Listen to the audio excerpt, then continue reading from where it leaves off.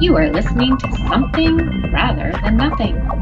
Creator and host, Ken Vellante. Editor and producer, Peter Bauer. And here we are with episode 19 of Something Rather Than Nothing. A great episode, chatting with Ana del Rocio, who's the executive director of Oregon Futures Lab. Just lovely to talk to about philosophy, mothering, politics, language, music, the process of writing, the conditions of writing. It was a great pleasure to chat with Ana. I think you'll really love her answers to some of the big questions. What is art, and especially the big question of why is there something rather than nothing? Without further ado, I hope you really enjoy episode 19 of Something Rather Than Nothing with Ana del Rocio.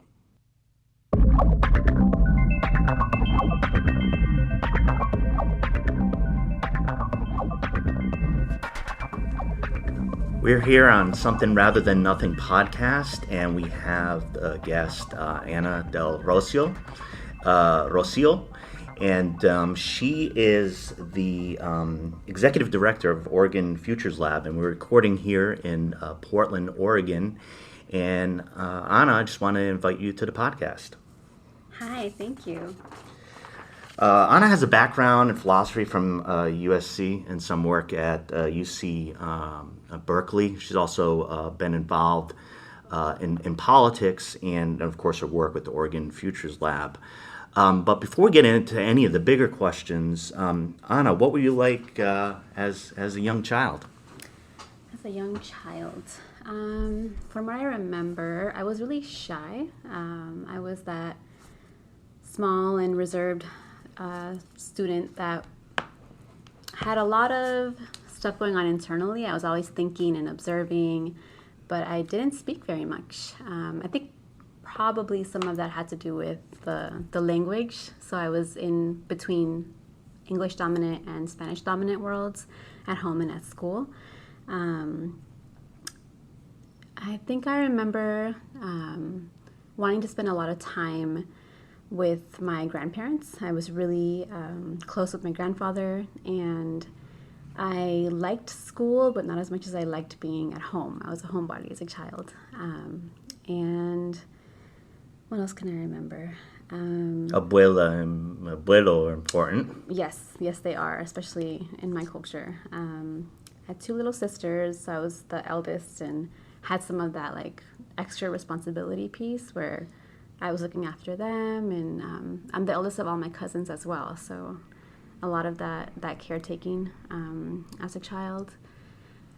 Yeah, that's what I can remember. So you've shown a lot of interest in art, and part of my connection and reaching out to you has to do with some of your very powerful writing that you've done. You. But in general, what types or styles of art attract you as an observer of art? I've always been super connected with music. As a young girl, I remember I would just plop down and listen to my grandparents' records over and over and over. Music probably is the art form that I'm most drawn to, and all styles of music. I'm a classically trained flautist. I picked up the flute in middle school. I actually started college as a music major and switched over, but I really am drawn to music, to all instruments, all voice, the process of creating music independently and collaboratively, and performance music as well. In terms of visual art, I'm attracted to, I like sculpture a lot. I like art that makes me use a part of my mind that I don't use during the day. So things that are quote unquote useless, that make you think about what is beauty, what is the concept of disruption, that makes you think about something outside of the day-to-day. And I'm also really attracted to things that are created by people of color that can offer a different slant to traditional art. Yeah, so I want to dig in a little bit on the processes. You mentioned that you're a flautist, and also, as I had mentioned, your writing attracted me too, but the power within that. For you, can you get into just the basics of what those processes did for you? And by process, I mean the process of producing music and your process of producing words on a page and connecting those as a piece of writing. Sure. The process of becoming a musician or someone who played music was really transformative for me. I picked it up in middle school, and I mean, right off top, doing something that I wasn't immediately good at was awesome. It was great learning for me. I was the kind of student that was just really not challenged enough in a traditional public school setting. So picking up an instrument, I learned about what practice is, right? You have to practice to get better. You have to practice to be able to rehearse with a team or an orchestra. And I really benefited from having to learn to be good at something, first and foremost.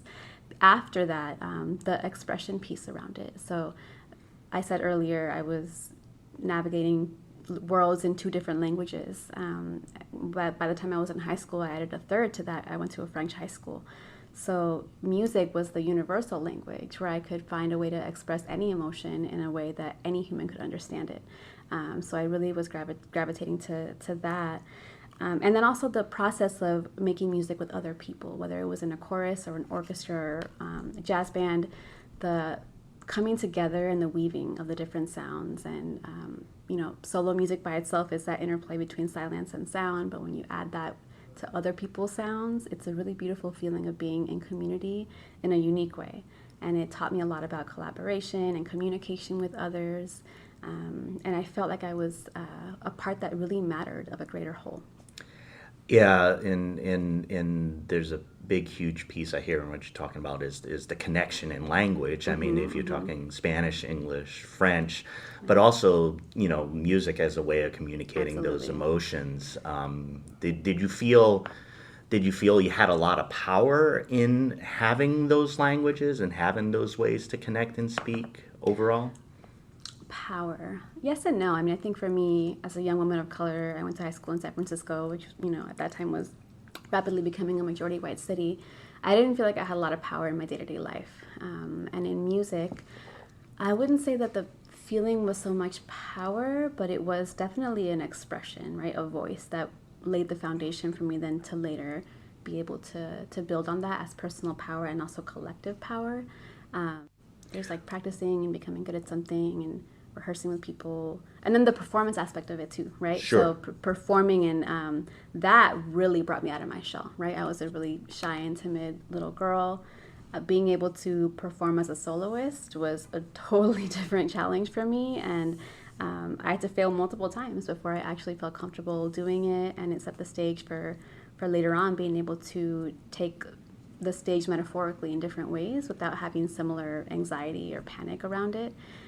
So it was therapeutic for me in a lot of ways. It was skill building, but also very therapeutic on an emotional side as well. So what about your writing process? My writing process. My writing really came about, I think, as a necessary outlet. I'm a mother of 2 very small children, and when you're a mother and a single mother especially, you have this experience where you're sometimes, I live by myself, so I'm sometimes like captive in my own home, right? I can't really leave when my kids are sleeping. I can't really leave easily, especially when they were babies. So when I wanted to do art, I couldn't play music because I would wake them up, or I had my neighbors in my apartment complex, I would wake them up. So what could I do that was artistic, that was also silent and didn't require me to leave the house, right? It was writing. And I would write to journal out some of the things that was happening in my day and try to make sense around what is this life of mothering, but also analyzing and adding some understanding to what was a whole different world that no schooling or no formal education could have ever prepared me for. Mothering has been the hardest thing I've ever done, and writing has helped me put some sense to it, surface some deep problems in the way we treat mothers and mothering in our society, and document, right? I'm going to be able to look back when my kids are older and and have a glimpse into what I was feeling, and hopefully be able to offer some support and some camaraderie to other mothers in other parts of the world that are also going through what I'm going through, and may not be able to leave their homes either, to have a collective meetup. So it's a way to communicate with other people when you're kind of stuck in the place that you are.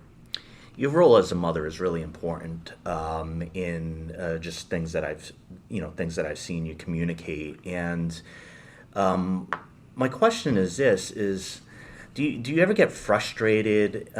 It seems so fundamental, a lot of things that mothers have to deal with, and mothers have been around forever. And it seems intuitive that we need to care for mothers and families. And that's a part of your politics. I mean, do you ever get frustrated that you kind of have to keep saying that type of thing? Let's pay attention to moms in families. What's your experience in advocating in that way? I'm an advocate in my day-to-day life. I don't get tired of it or frustrated necessarily. I think I understand that the process through which you bring about change is by that constant repetition, right? That organizing requires some level of being comfortable with saying the same or similar things over and over to people wherever they are, meeting them where they are. But for me, mothering, I mean, in some ways, it's the ultimate artwork, right? Like, what do you create? You create life, and you nurture life, and you raise life. And it's been a portal blown wide open, and I can't think of any other experience in my life that has transformed me so deeply. So I talk about it a lot, and I had children at an interesting time, right? I have friends in two different groups. I have friends that are around my age but don't have kids yet, or I have friends that are a lot older than me and have kids. So in some ways, I'm either preparing my peers who don't have kids yet and helping them understand what it's going to be like, and in other ways, I'm helping the friends that are that have kids that are around my age that are older than me have a connection to younger lifestyles and having fun, and not feeling like you have to retire because you have kids. So I'm in between these two worlds. But I definitely, I think it's important that I have a responsibility too, because I'm raising two boys, or children that currently identify as boys, and I know that it's my job to raise them to be anti-patriarchal, to raise them to understand and practice feminism.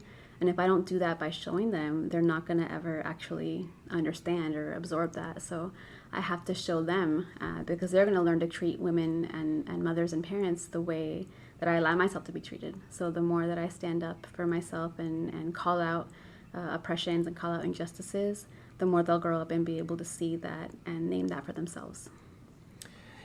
Thank you. Whether it's whatever you're creating, have you ever asked yourself the question, why you create? And if not, I'm going to ask you it now. Why do you create? Why do you? What, is it a drive or a need, or is? In some ways, it's a need. I definitely feel like it's an outlet. At some times where I can have an emotional peak and then I write it out and then I feel better afterwards. And also in other ways, it's an I am here sort of stamp, right? It's especially the written word, although the same can be said, I think, of many oral traditions and music. But me documenting something in writing is me saying I was here, and I was here at this time, feeling this way, doing this thing, offering this analysis. And over time, that aggregates into a body of work that I think women and people of color have often been excluded from that sort of quote-unquote legitimate documented experience. You've studied philosophy at the university level. Right. I've studied philosophy at the university level. It's a great love of mine. What was that experience? What was that experience like for you? Yeah, I mean, how did you? I mean, most philosophers kind of just trip into it. They're like, I'm really interested in all these questions. And trip into it. What was your experience studying philosophy? So my degree's in philosophy with an emphasis in ethics, law, and value theory from USC. And really, I think I started college when I was 16 years old. in some ways I was really not ready, and I was having a really hard time picking a major. I was just really indecisive and wanted to study everything and nothing at the same time. And I ended up picking philosophy because for me it was a way to study everything. And you can apply philosophical thinking, or you can apply philosophical analysis to everything. And I could be in a classroom and think about music or physics or literature and apply a philosophical lens to it. So it really fed my need to be multidisciplinary. But it was challenging, right? Like, I was at USC at the time. There was no person of color on the philosophy faculty. There was one woman whose like political leanings were more conservative, so I didn't really connect with her. So I was isolated even more intensely. USC as a whole was not very welcoming for a low-income young woman of color like me. It's known as the University of Spoiled Children. But then you go into the philosophy department and it's even more elitist and homogenous. But I really learned how to tackle a piece of really dense literature or dense writing. And that's been one of the biggest payoffs for me, is being able to then read pretty much anything and understand how to navigate my way through it. And really being able to call out bullshit. Like, that's been one of the biggest things for me in philosophy, is being able to look at an argument, look at an idea and say, well, that's false, that's a fallacy, that doesn't make any sense. And it's been so useful for me because I can meet people intellectually and offer something that's valid, that's reasonable. And I sometimes think about this idea, or this stereotype, right, of Latinas especially, as being quote unquote hot-headed or being emotional. And I can be that, and that's valid, and that's okay. And I can also challenge any kind of argument you put before me. So in a lot of ways, it was setting myself up to break stereotypes, even though I didn't realize it at the time. Yeah, a lot of your points as far as the discipline of philosophy and how it applies, I've really looked at it the same way. I didn't, follow an academic route per se, but it is a special weapon. It definitely is. It's a skill. And that's a huge attraction of it for me, and the applicability to realms of politics, interpersonal dealings, absolutely, calling out bullshit. Maybe that's like the tagline for philosophy. I have a degree in being able to call out bullshit. Yeah, that's my master's degree. And it did very much feel like this infiltration process, right? Like, I was salting the philosophy department. Like, I really was going in there and be like, well, you're racist and you're like totally promoting views that are not inclusive. And in many other spheres of my life that I've gone into, where I've been the only, quote unquote, the only person in the room, whether it's the only woman or woman of color or both, I think that it's been setting me up to be comfortable with being the odd one out.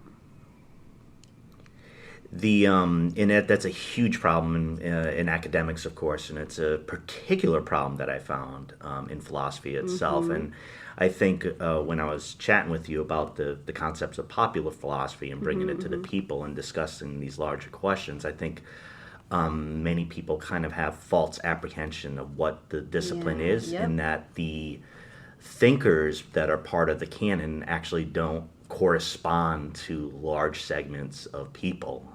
That impacts the connection of the discipline and the misunderstandings that arise from that. I think there's a lot of fear that stems from just confusion and not really knowing what philosophy is as a discipline, or being able to name where philosophy exists outside of a department within a university, right? Like, I find philosophy every day in my life in different art forms, in conversations. It exists everywhere, and everyone has some kind of ability in them to be philosophical.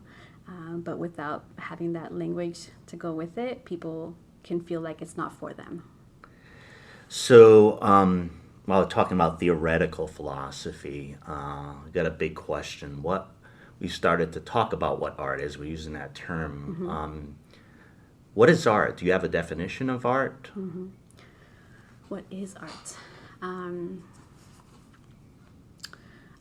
I don't have a definition per se. I, in some ways, think about art through a capitalistic lens, right, or an economic analysis lens, where art is something that's not productive, right, that doesn't actually fulfill productive or reproductive labor functions in society. So it's something that's expressive. Where does art fit in the system, right? I think it's very, what's the word I'm looking for? Subversive, right? Because if you're creating and it's not something that you're being, you can be paid to do it, but if you're creating and it's not adding quote unquote like productive value to society, then you're saying like being human, being alive, having a thriving existence to me is more than just my paid labor that upholds the system. But I can also write a poem, right? The whole bread and roses thing really speaks to me that as humans we have a right to not just have our material needs met, but also our spiritual and emotional needs met. And right now the system of capitalism doesn't provide for both. So art is a way to reclaim power, reclaim space, and say, I get to say what I'm going to do. And it's not dictated by bosses or by the owning class. Yeah, and I found that, that both philosophy itself and art, the major problem you brought up from the beginning of how does it fit in, right? What is its value? Can it be monetized? And I think that's a fundamental problem with philosophy, and it should be a problem with it because it's questioning, and those questions can be threatening. And art within the capitalist society, I think, has to take a role, and I definitely see it in terms of where of what you're talking about. By its very nature, can be subversive, because if a piece of art doesn't have a value or hasn't been valued, hasn't been marketed or shown to be able to be exchanged, then what is it? And I think both the discipline and art itself kind of seem to fit into that realm of like, can this be monetized? What is its value? When you say, what was your particular reaction to when you told people you studied philosophy, right? My reaction to their reaction? Or well, just how people reacted to you when you went to say, hey, what are you doing? What are you doing? What are you studying? You're like, I'm studying philosophy. There was a lot of disbelief. Like, wait, what do you mean? Like, no, actually, my degree is in philosophy. Like, people thought that I was... I'll own also, I have some internalized elitism around it too, because I would say, I didn't major in psych or poli-sci. Like, my degree's in philosophy. Like, I had this kind of internalized view that having a hardcore humanities degree was somehow better, or that I worked harder for it, which was totally not like the case. But I thought that because it was rare for people to have philosophy degrees, and even now, like, universities are closing down their philosophy departments because it was rare, it was more valuable. And that's not necessarily true, right? Anyone who makes it through college can add whatever value they want to that experience and to that degree. But I definitely felt people were questioning whether I was telling the truth. And they were sometimes impressed, and they're being impressed was insulting, right? Because in one ways, it was an admission that when they looked at me or when they had experiences interacting with me, that they didn't believe that I had credentials like that. So I don't often like talking about it very much, because it also gives people a perception that, whether it's positive or negative, I'd rather them just judge me based on their interactions and experiences with me, based on what they think is on my resume or what they know is on my resume. But it's, I don't regret it. It was hard, but I've gotten a lot of value from it, and not just in terms of like bragging rights, if any, but just being able to defend myself in many forms. But I also think that like philosophy, it taught me some activism too, right? Like, my student activism also had to do with representation and racial justice in curriculum and in faculty. But I think related to the question of art, right? Is it quote unquote necessary or marketable or valuable? My family didn't know what the heck to do with a philosophy degree. Like, they wanted me to go and be a doctor, engineer, or whatever. Like, I was a first generation college kid at university on scholarship. Like, they were beside themselves wondering how I was going to get a job with a philosophy degree. And I totally understand that, right? Like, for some people who are in that world of having to survive materially, it can seem like it's a waste or just, nonsensical to have a degree like philosophy. And like art, I think it's a reclamation of space and time and power. But it also, it can and does serve a purpose in our current capitalist system, in that it boosts morale, right? If people have something to look forward to in their lives that's artistic, that's creative, it's a reason to stay alive. Like that really, the therapeutic part of music for me, for example, when I was in middle school and high school, it definitely had a mental health benefit, a really positive one, where I felt like there was one thing in my life that I could do, that I could practice by myself and with other people, that I looked forward to. And I didn't look forward to anything else in the rest of my day, right? So it was something that I could look for my own sustainability, and that is productive in our society. I found that for music, it's always really intrigued me that a lot of people wouldn't, say that they struggle with any mental health issues or stress or anxiety, will talk about the songs that saved them or the albums that saved them. And just talking about how folks will speak with strong statements around music or songs that help them get through those times, that save them, that power, both listening to and participating in it that way, and also producing to them, that the process itself had such a power of therapy. I've had a lot of discussions with different types of artists during the course of this podcast, and I remember even particularly early on with the early episodes, how prevalent that was in talking about trauma and talking about what this process was to help folks, to help humans get through things, in art's place in that. I want to go back to just if you could say a little bit more about in your discussion about art within the capitalist system, and where it stands, and what its value is. I always find it very fascinating how the interconnection between art and politics is described, and I think in your answer it sounds to me that there's an inherent political dynamic to art that's produced in our system. But the question's for you. What do you see as the interplay of an art piece and politics, or the potential of that? Yeah. Artivism, there's so much potential, and there's so much actual real benefit to it. In one sense, as an organizing tool, right? Art can be used, any kind of cultural work can be used as a relationship building tool, as an organizing tool. It brings people together, it builds trust, it builds camaraderie. So it's practical in that way. In other ways, art can help with the agitation process. It can help people open their eyes and see injustice and oppressions and systems that are not fair in different ways.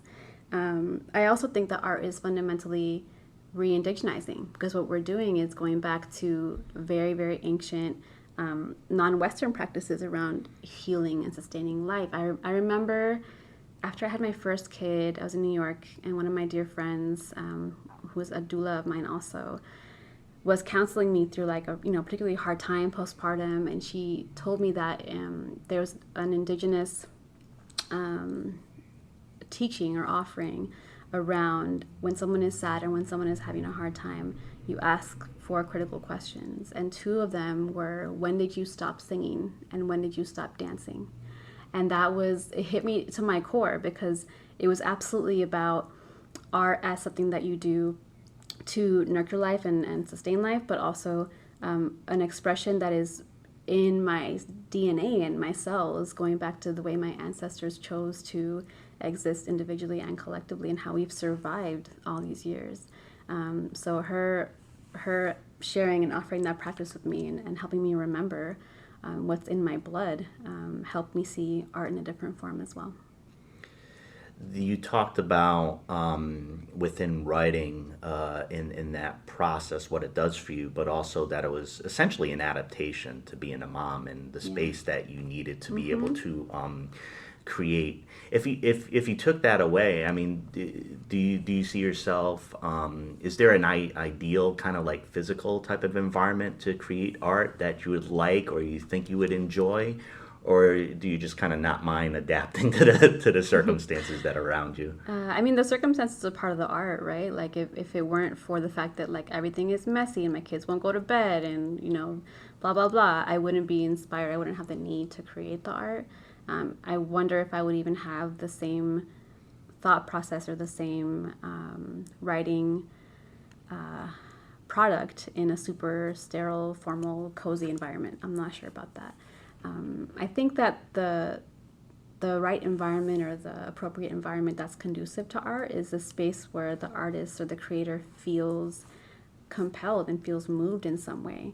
That could be on the street, that could be in a classroom, that could be on a spaceship, like wherever the artist feels compelled to express and to create. And I don't think that I think that there is benefit to having like a gallery or some space, a studio of some kind where people can go and have the dedicated time and space that they deserve to create their art, if that's what they feel like they need. But for me, I think art can be created anywhere at any time.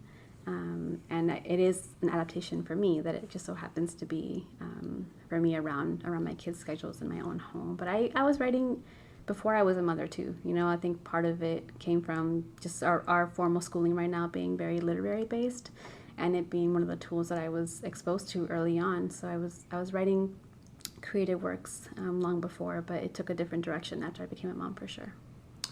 I asked two bigger theoretical questions for the podcast. The first one was, what is art? The other one is, why is there something rather than nothing?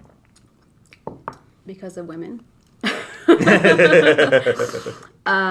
me more. Yeah, I think those are it's a false binary. I think that you can't create or destroy anything. There's only transformation, and who are the ultimate and fundamental transformers? People who create other people. So whether it's a woman or any person who can become pregnant, right? Like that is the essential beginning of creation of life. That is something rather than nothing, but it also didn't come from nothing. It's just a transformation of energy, a transformation of food and water into a whole new person. So for me, I think connecting and validating women's work or the work of people who are choosing to engage in reproductive labor has been so undervalued, and choosing to add value to it by saying that we are creating, we are artists, we are adding value and adding meaning to life in completely valid ways is a way also to be subversive, and is a way to call out patriarchy in many spheres of life. You have actively worked and have been in the political sphere and as a politician.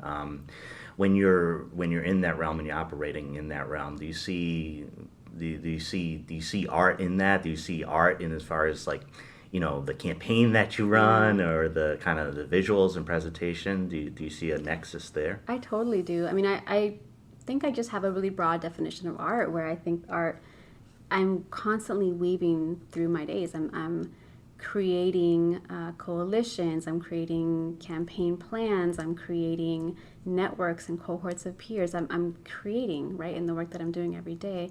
And there is an artistic element to it that complements the scientific side of it, right? Because there's a science to the organizing too. There's a science to, the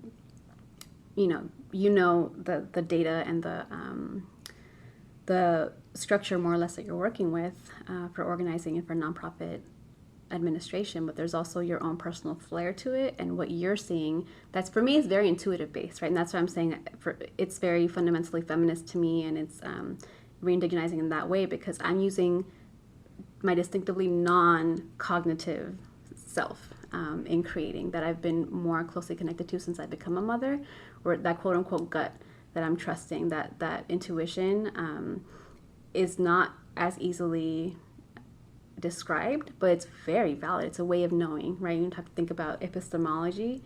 It's a way of knowing that's very feminist, where I'm saying I'm feeling out the vibes, I'm feeling out what I what my intuition tells me is true about if this person met that person could be a great campaign manager for them, or this person should run for that office because my gut tells me that it's a good fit, and or I see that there's a problem that my intuition says, okay, don't work with that person, right? Or that funder is dangerous, stay away. There's a lot of intuition that comes into play, and that's my artistic flair to it, where I'm kind of I'm steering my way the way like a river runs its course, right? Just kind of going with the flow.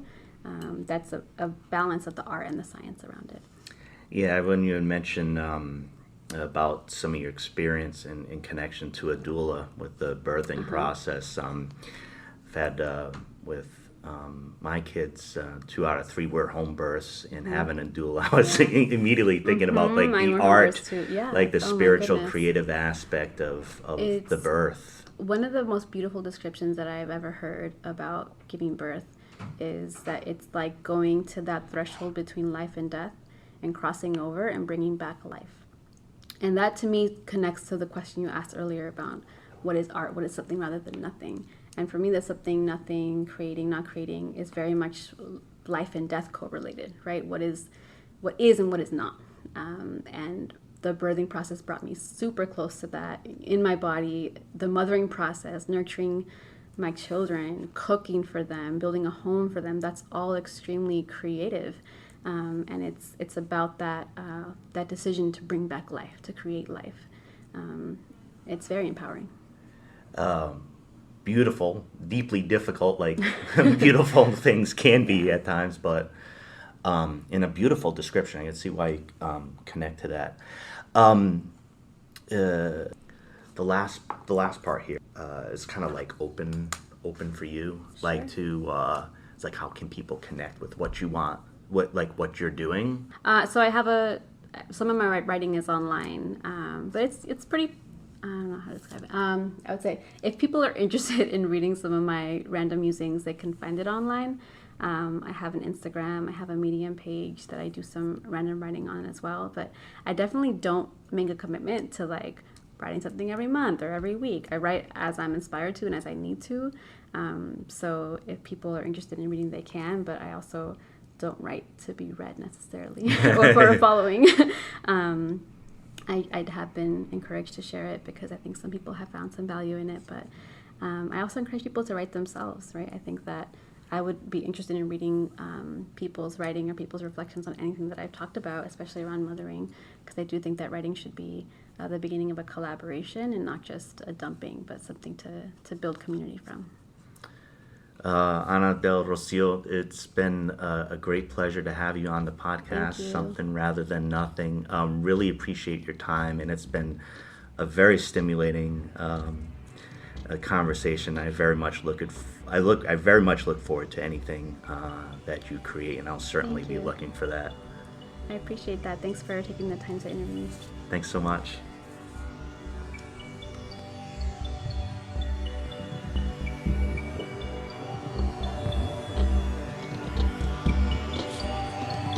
You are listening to Something Rather Than Nothing.